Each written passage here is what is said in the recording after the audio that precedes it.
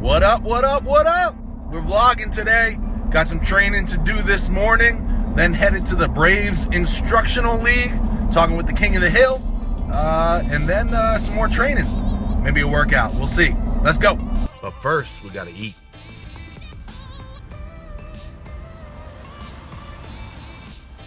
You have the whole steak and white cheddar, the large green tea, and the blueberry muffin. Yes. $13.55.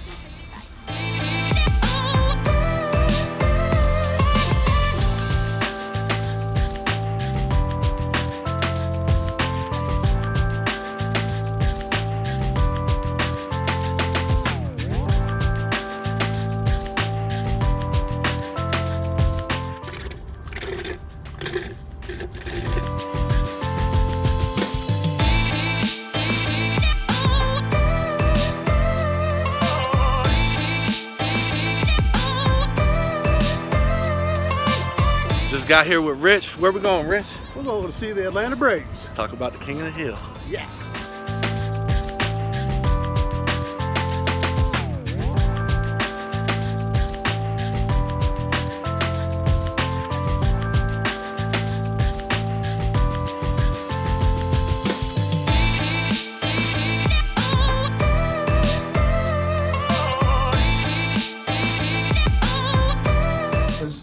When you start dialing up the force it takes to push it back, it makes them unload a lot later.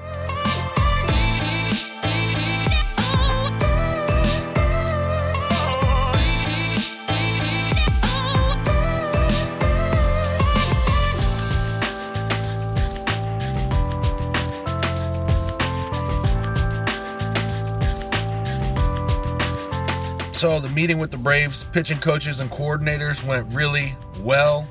Talked a lot of pitching mechanics. In fact, I want to touch on something when I get home about the back leg. We talked a little bit about the back leg mechanics, and I'm going to clear up some things that I may have never mentioned on my YouTube channel before. When I get home tonight, we're going to talk about those. But Rich hooked me up with something he's been working on. Unfortunately, I can't tell you what's in here, but it's super cool, and I'm going to be the first one to be showing you guys this stuff when it comes out. So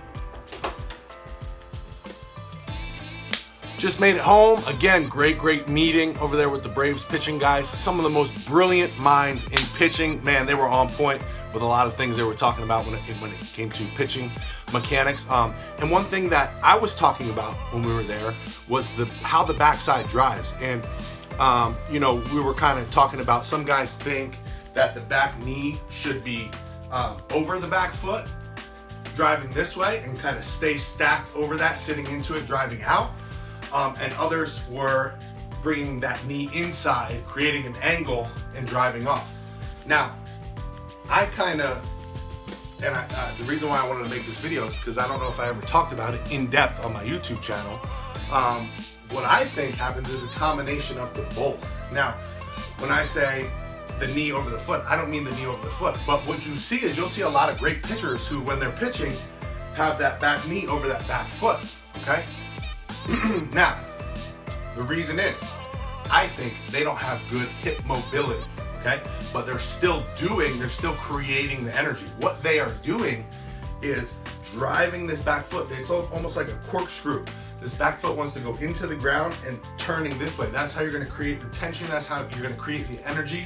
That's how you're going to push the world away from you. That's how you're going to create the ground force. Okay, this back foot wants to be like a corkscrew going this way. Okay, I don't know if you can see my foot. Hopefully you can see my foot, but it's almost like I would be turning my foot out this way. I'm pitching this way, okay? But I'm like trying to push that rubber away from me this way, okay? Now, with that being said, if you have good hip mobility, you don't have to stay stacked with that knee over that back leg like you see a lot of good pitchers doing. Even major league pitchers, great major league pitchers, you'll see will stay with their knee over their back foot for a long time down the mound, okay? If you have good hip mobility, you can get that knee inside and still have that drive, that turn, that corkscrew, that ground force pushing away. But you have to have good hip mobility to get to that position. Otherwise, if you're just trying to create that angle, then you're just collapsing and there's no drive, okay? So it's not one or the other. You can have both. You just need good hip mobility. So while I was at the gym, I shot a few stretches that you could do to work on hip mobility. I'll leave those stretches in here now.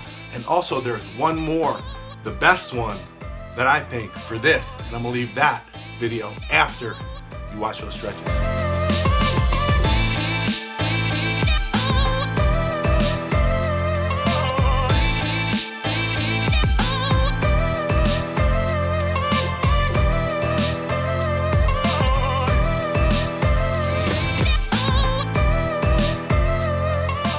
So here's where the magic is at, right here. Now, again, when we're pitching, we want to still have that corkscrew back here, but keep that knee inside, be able to keep that knee inside while still having that corkscrew in the back, which is hard to do if you have bad hip mobility. So here's the best one in my opinion. Spread your feet out as far as you can, keep them flat on the ground. You're gonna start to feel a stretch, and then just gently let the knees fall in. You can help by pushing gently here. Feel that really good. And then you can also sit up, keep that angle. It's almost like the hurdler stretch, but you're not gonna pull this foot way back. You wanna keep it kind of out to the side, almost at a 90 degree right here. And then you can kind of lean into it this way, okay? You feel that all through here, maybe on the inside a little bit. Kind of lean, you don't wanna lean away from it because then you're not really getting a stretch. You kind of wanna lean into it to give you extra stretch there. Obviously, you're gonna do that on both sides, almost out to that 90, not so far back, like the hurdlers stretch. Right here, knee down flat. Try this. If you can't get the knee down to the ground with the foot down flat on the ground while leaning into it, you're probably too tight, and that's a reason why you can't do both of this at the same time when you're pitching.